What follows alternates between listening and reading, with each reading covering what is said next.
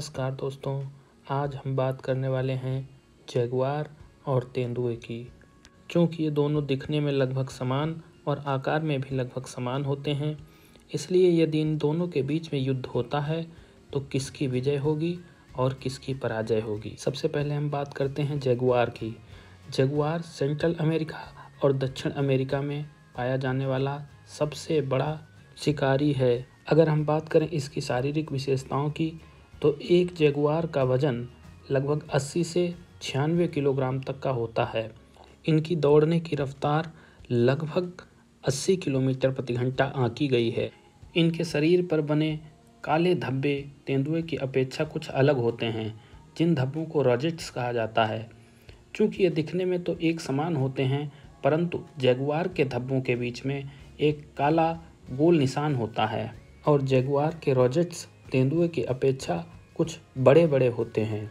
Jaguar दक्षिण America के top predators माने जाते हैं और ये पेड़ों पर चढ़ने के साथ साथ अच्छे तैराक भी होते हैं। एक जगुआर का बाइट फोर्स बिल्ली प्रजाति में सबसे अधिक 1300 psi होता है। इनके पैर तेंदुए की अपेक्षा कुछ छोटे किंतु अधिक मजबूत होते हैं और ये बिल्ली प्रजाति में सबसे भिन्न तरीके से शिकार करते हैं।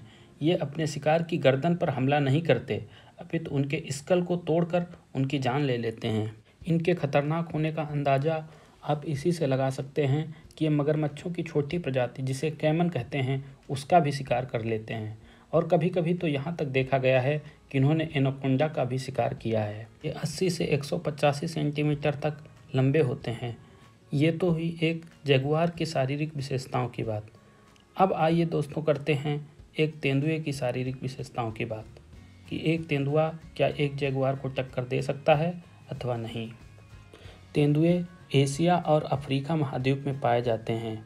इनका वजन 50 से 90 किलोग्राम तक का होता है। इनकी लंबाई 90 से 190 सेंटीमीटर तक की होती है, जो कि बगैर पूंछ के मापी गई है। इनके बाइट फोर्स की अगर बात करें तो ये 310 psi होता है। जैसा कि आप सभी लोग जानते हैं कि तेंदुआ पेड़ पर चढ़ने में बहुत ही माहिर होता है और ये एक माहिर शिकारी होता है। तेंदुए अपना ज़्यादातर शिकार रात के समय ही करते हैं।